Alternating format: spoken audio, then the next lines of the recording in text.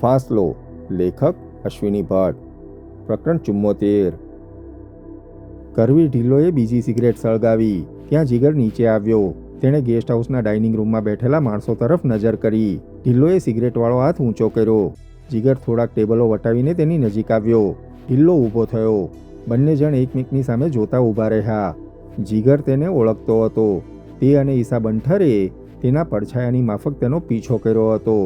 અલબત્ત તેને જો સરજુ મળી ન હોત તો કદાચ તેને આટલી ઝડપથી સમજાયું ન હોત કે એ લોકો તેનો પીછો કરી રહ્યા છે. હું ઢિલ્લો, તે બોલ્યો.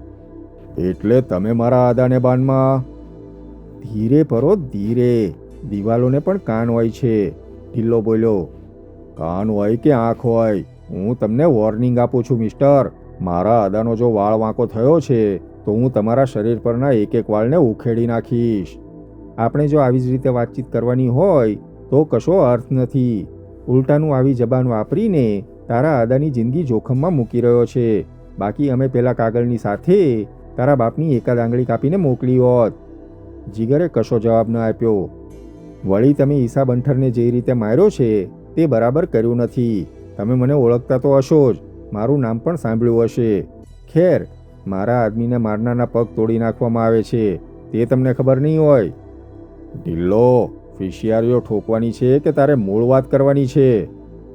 મૂળ વાત? ઓહ યસ, મારે લૂંટનો માલ જોઈએ છે, તે બોલ્યો. મેં ચિઠ્ઠીમાં લખ્યું હતું કે એ મને જડતો નથી. તમારે મને સમય આપવો જોઈએ. એટલું જ નહીં, મારા આદાને છોડી દેવા જોઈએ. અલબત્ત તમે એમનું અપહરણ કર્યું છે તેની ખબર પોલીસને છે. પોલીસ પણ તમારી માફક મારો પીછો કરી રહી છે તેની તમને ખબર છે ને? જીગરે પૂછ્યું. પેલો ઇન્સ્પેક્ટર જાદવ? ઢિલ્લોએ પૂછ્યું. તેને અમે સંભાળી લઈશું. મને એ માણસ પૈસા ખાઈને તમને મદદ કરે તેવો લાગતો નથી. આ જગતમાં દરેક માણસની કિંમત હોય જ છે. જે માણસની કિંમત અંદાજી શકે છે અને ચૂકવી શકે છે તેને માટે કશું અશક્ય નથી હોતું. ઢિલ્લો બોલ્યો. તો પછી મારી સાથે તમારે સોદાબાજી કરવી જોઈતી હતી. મારા અંધને ભલા બાપને તમારે આમાં નાખવા જોઈએ નહીં. જીગરે કહ્યું. કિંમતની સાથે લીવરેજ જોઈએ, નહીં સમજો? ઢિલ્લોએ પૂછ્યું. ભારે ચીજ ઉઠાવવા માટે ઊંટડો જોઈએ ને? કહીને ઢિલ્લો હસ્યો. ઢિલ્લો, તું સાંભળી લે, મેં પણ હાથમાં બંગડીઓ પહેરી નથી. એ તો તે ઈસા બંઠર જેવા આદમીના હાલ હવાલ કરી નાખ્યા ત્યારથી જ મને ખબર છે. ત્યાં તારી ભૂલ છે. ઈસા બંઠર જેવા આદમીના જડબા તોડી નાખવાનું મને જરૂર ગમે. એવી તાકાત પણ હું ધરાવું છું, પણ એને મેં માર્યો નથી. મેં તેને સોનમગરી પર આવતો જોયો પણ નથી. જીગરે કહ્યું અને બંને ઘડીભર શાંત રહ્યા. ઢિલ્લો, તને ખબર નથી પણ ત્રીજા કોઈ માણસોને પણ એ લૂંટના માલમાં રસ છે અને તારા કરતાં એ લોકોની મને વધારે બીક લાગે છે. કારણ હજુ એ કોણ છે તેની મને ખબર પડી નથી. એ લોકોનો પણ મારા પર સંદેશો હતો કે તે મને 5 લાખ રૂપિયા કેશ, હાર્ડ કેશ આપવા તૈયાર છે. એ તો તારે નક્કી કરવાનું રહેશે. નેચરલી હું મફતમાં એ માલ તો ન જ આપું તે સ્વાભાવિક છે. એટલે તારા બાપની તને ફિકર નથી? જરૂર છે, પણ ધમકીઓને તાબે થવાની મને આદત નથી. મારા બાપુ સાજા નરવા બજોટા પહોંચી જાય તે પછી જ હું એ માલ કોઈકના પણ હાથમાં મૂકીશ તે તો નક્કી છે. અને હવે મને એટલો તો ખ્યાલ આવ્યો છે ને કે તે મારા પિતાનું અપહરણ કર્યું છે. એટલે મારા આદાને કંઈ થયું છે તો પાતાળમાંથી પણ હું તને શોધીને જંપીશ. એટલું જ નહીં, તું પળે પળે મોત માટે ઝંખે તેવી હાલત કરીશ. તું જઈ શકે છે ઢિલ્લો. તારામાં કૌવત હોય તો મારા આદાની આંગળી પણ કાપી શકે છે. એકવાર મારા આદાને સહેજ પણ ઈજા થઈ તો માલની વાત તો પછી થશે, પણ તારી ખાલ ઉતાર્યા વગર હું જંપવાનો નથી. અચ્છા, આ મિજાજ? ઢિલ્લોએ આશ્ચર્ય ઠાલવ્યું. તારે માલ જોઈતો હોય તો મને સમય પણ આપવો પડશે. અદાને સહી સલામત બજોટા ભેગા કરવા પડશે અને 5 લાખ રૂપિયા પણ ગણી આપવા પડશે.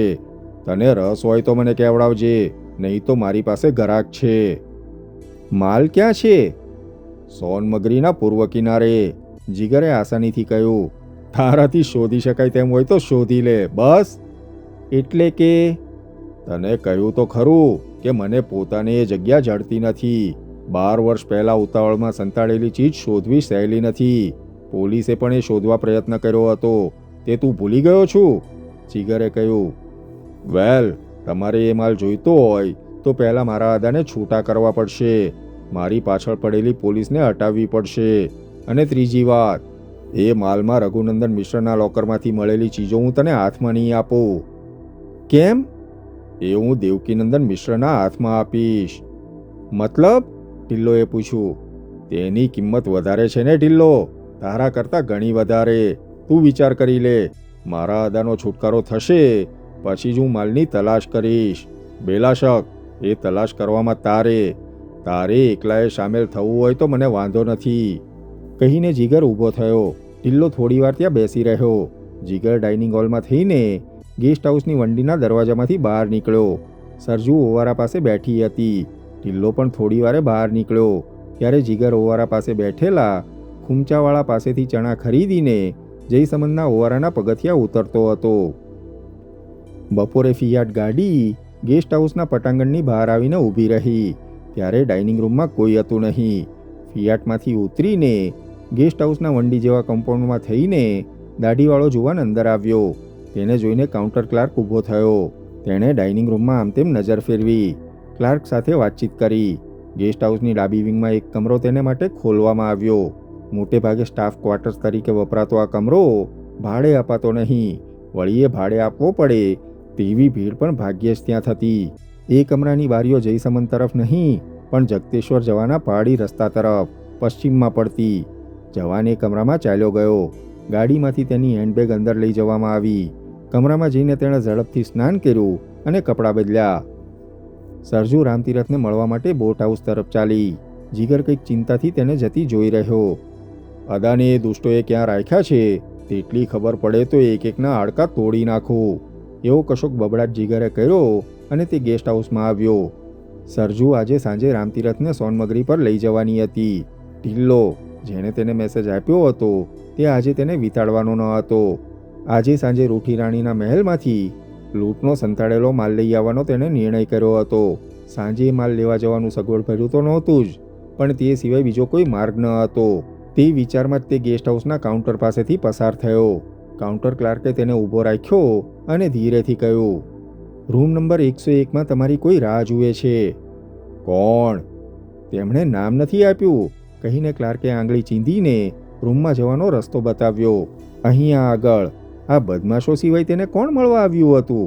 વળી આ જ ગેસ્ટ હાઉસમાં રૂમ રાખીને રહેનારી વ્યક્તિ તેને મળવા બોલાવે તેનો અર્થ એક જ હતો, કાં તો ઢિલ્લોનો કોઈ માણસ હોય અથવા સાચે સાચ પોલીસ. પણ જીગર ડેસ્પરેટ હતો. અદાના અપહરણથી વધુ ગમખ્વાર કશું બનવાનું ન હતું. તે કમરાના બારણે ગયો. તેણે ટકોરા માર્યા પણ કોઈએ જવાબ ન આપ્યો. તેણે અનાયાસ બારણાને ધક્કો માર્યો. બારણું ખુલ્લું હતું. જગતેશ્વર તરફ પડતી બારી આગળ બારીની બહાર જોતું કોઈ ઊભું હતું. સફેદ કુર્તો, સફેદ પાયજામો. એ આદમી બારણા તરફ પીઠ રાખીને ઊભો હતો. જીગરના ધક્કાથી અધખુલ્યા બારણામાંથી જીગરે જોયું કે તરત એ આદમી બોલ્યો, come in mister Parvat and close the door, will you? એ આદમીનો અવાજ વિચિત્ર હતો. હાથે કરીને કબૂતરની જેમ ગળું ફૂલાવીને હડપચી નીચી કરીને જાડો વૃક્ષ અવાજ કાઢવાનો પ્રયત્ન કરતા એક્ટરની જેમ એ આદમી બોલ્યો. જીગર અંદર પ્રવેશ્યો. તેણે પગનો ધક્કો મારીને બારણું ખાલી વાસ્યું. દાઢીવાળો આદમી તેની સામે ફર્યો. આંખ પરથી તેણે પહેરેલા ગોગલ્સ ઉતાર્યા. એ મેલોડ્રામેટિક એક્શન હતું. એક પળ જીગર થંભી ગયો. તદ્દન નિશ્ચેતન પૂતળાની માફક મૂઢ બનીને ઊભો રહી ગયો. તેના હોઠ પહોળા થયા. કપાળ પર એક સાથે અનેક રેખાઓ ઉપસી આવી. આંખો આશ્ચર્યથી પહોળી થઈ અને કાન સહેજ ખેંચાયા. જીગર, દાઢીવાળો આદમી બોલ્યો. ઓહ નો, ઓહ ગોડ, હરીશ, માય, તું હરીશ? જીગરના મોઢામાંથી શબ્દો નીકળી શકતા ન હતા. અચાનક તૂટી પડતા વરસાદના ઝાપટાની જેમ ધોધ પરથી પડતા પાણીની માફક તે હરીશ તરફ ધસ્યો અને વળગી પડ્યો. એ પળે તે બધું જ ભૂલી ગયો હતો. અદા, સરજુ, લૂંટનો માલ, બદમાશો, બધું જ હરીશના આલિંગનમાં ખોવાઈ ગયું હતું. જીગર અને હરીશ ક્યાંય સુધી એકમેકને વળગીને ઊભા રહ્યા. ધરતી સ્થિર થઈ ગઈ હતી. પવન પણ જાણે થંભી ગયો હતો. અસ્તિત્વમાં હતું કેવળ મિત્રોનું એ આલિંગન અને વહેતા અશ્રુઓ. હરીશ, શેક્સપિયર, બસ બંનેના મોંમાંથી વારંવાર આ બે જ શબ્દો, બે જ ઉદ્ગારો નીકળતા હતા.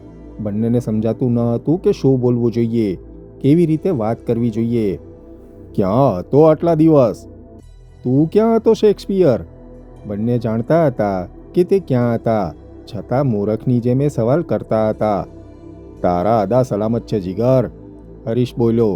જો હરીશ એ વાક્ય બોલ્યો ન હોત તો બંને જણ ક્યાંય સુધી સ્વસ્થ ન થઈ શકત. અદા સલામત છે? એકાએક અળગા થઈને જીગરે પૂછ્યું. અદા સલામત છે એટલે? હું તેમને સરોડા બ્રિજ પાસે સ્ટેટ બેંક ઓફ જયપુરના મેનેજરના મકાનમાં ઉતારીને આવ્યો છું. તેમને માટે ઉદયપુરથી બીજી મોટર મંગાવી લીધી છે, હરીશે કહ્યું. પણ તેના મગજમાં વાત ઉતરતી ન હતી. યુ મીન મારા અદા સલામત છે? જીગરે ફરી પૂછ્યું. હરીશે ડોકું ધૂણાવીને હા પાડી. એટલે હરીશ, અદાને? યસ ડિયર, અદા ઇઝ સેફ એન્ડ સાઉન્ડ. એ જવાબ આપે તે પહેલાં જીગર તેને વળગી પડ્યો. પણ અદાને તો, જીગર બોલ્યો. હરીશે તેને ધીરેથી દૂર કર્યો. મને ખબર છે શેક્સપિયર, અદાને બહુ સફાઈથી પેલો રામતીરથનો બચ્ચો બજોટાથી ઉઠાવી લાવ્યો હતો. આઈ નો ઇટ. પણ ઓહ, પણ તને ક્યાંથી ખબર હરીશ? જીગરના મગજમાં હજુ ઉતરતું ન હતું. મને ખબર હતી. એ લોકો શું કરી શકે તેનો મને અંદાજ હતો. આઈ ફોલોડ ધેમ. પણ જીગરે જોરથી માથું હલાવ્યું. એટલે? ફોલોડ ધેમ એટલે?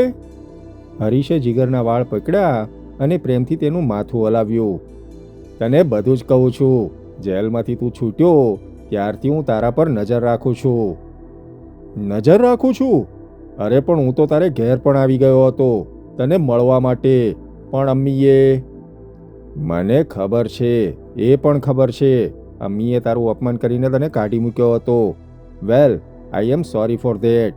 પણ તું અમ્મીને ક્યાં નથી ઓળખતો? લૂંટના બનાવથી ઘરની આબરૂને ધક્કો લાગ્યો હતો. વેલ, ફર્ગેટ અબાઉટ ધેટ. પણ પહેલાં એ મને કહે કે મારાથી શા માટે તે છુપાવ્યું કે લૂંટનો માલ તે... મારો એવો ઈરાદો ન હતો હરીશ. બિલીવ મી, તે વખતે મને ખ્યાલ ન હતો કે ગોવિંદ મૃત્યુ પામશે. આઈ મીન, હું તને કેવી રીતે સમજાવું? પછી તો આપણને સજાઓ થઈ. તને કહેવાનો પણ અર્થ ન હતો. વળી દોસ્તોના મૃત્યુનો આઘાત એટલો હતો કે માલમાં કોઈ રસ રહ્યો ન હતો. એ સમજાવવા માટે તો હું તને મળવા આવ્યો હતો, જેલમાંથી છૂટીને સીધો જ. પણ તું મને કેમ ન મળ્યો? તારે મને કહેવું જોઈતું હતું.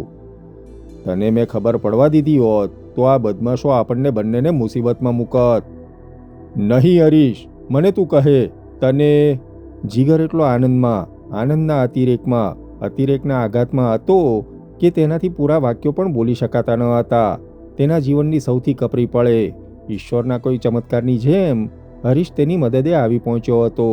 તેની આખી વાત, એ કમરો, એ અવાજ, પોતાના શબ્દો અને ખુદ હરીશનું અસ્તિત્વ સ્વપ્નસમૂહ લાગતું હતું. પણ તે હરીશને સ્પર્શી શકતો હતો, જોઈ શકતો હતો. મારે બધું જ સાંભળવું છે. તું જેલમાંથી છૂટ્યો ત્યાર પછીની બધી વાત. અદાને કેવી રીતે છોડાવ્યા તે. પણ જીગરે એ વાક્ય સાંભળ્યું નહીં. મેં તને કેટલા પત્રો લખ્યા હતા, યાદ છે? પણ તું હંમેશા કશું લખતો નહીં. અશોક ક્યાં છે હરીશ? મારો લિયો. ઓહ, વોટ એ ટ્રેજિક અફેર. જીગરની આંખો એકાએક આંસુથી ઉભરાઈ આવી. તેને આનંદ થતો હતો કે શોક, વેદના કે આહલાદ, તે જ સમજાતું ન હતું. ગોવિંદ અને ચંદન બુરી રીતે મરાયા હતા. જીગરને એકાએક મિત્રો યાદ આવ્યા અને તેનાથી રડી પડાયો. તેના હૈયામાંથી પારાવાર ડૂસકા નીકળ્યા. હરીશ તેને સાંત્વન આપવા માગતો હતો, છાનો રાખવા માગતો હતો, અદા વિશે કહેવા માગતો હતો. પણ તે બોલી શક્યો નહીં. બંનેના લોહીમાં અપરંપાર મૈત્રી ધબકતી હતી. ગામાંથી નીકળતા લોહીની જેમ બંનેની આંખોમાંથી આંસુ વહેતા હતા. જીગરને સ્વસ્થ થતાં ખાસ્સી વાર લાગી. હરીશ તેને માટે પાણી લઈ આવ્યો. બાથરૂમમાં જઈને તેણે મોં ધોયું. કમરાની બહાર નીકળ્યો અને ડાઇનિંગ હોલમાં જઈને તેણે ગરમ કોફી મંગાવી. કોફીના 2 મગ જાતે જ લઈને તે કમરામાં ગયો. ત્યારે જીગર વોશ બેસિન સામે ઊભો રહીને નેપકિનથી મોં લૂછતો હતો. તે ટોયલેટમાંથી બહાર આવ્યો. હરીશે કોફીના મગ ટીપોય પર મૂક્યા. જીગર એકાએક ફરી વખત તેને ભેટી પડ્યો. નાવ કમોન શેક્સપિયર, કહીને હરીશે તેને અળગો કર્યો. બંને મિત્રોએ કોફી પીધી અને હરીશે અદાનું કેવી રીતે અપહરણ કરવામાં આવ્યું, આ રામતીરથ કોણ છે વગેરે હકીકત કહી સંભળાવી. જીગર સ્તબ્ધતાથી સાંભળતો રહ્યો. અદાને હરીશ છોડાવી લાવ્યો હતો એ સમાચારનો આનંદ તેનાથી જીરવાતો ન હતો. વારંવાર તે હરીશને ભેટતો હતો. તેના જીવનમાં બીજી વખત હરીશે જીવ સટોસટની મદદ કરી હતી. હરીશે તેને બધી જ વિગતો કહી, છતાં તેને સંતોષ થતો ન હતો. તે સવાલો પૂછતો જતો હતો. તેના આદા સલામત હતા, તેના જેટલો આનંદ તેને થતો હતો, તેથી વિશેષ આનંદ તેને હરીશના મિલનથી થતો હતો.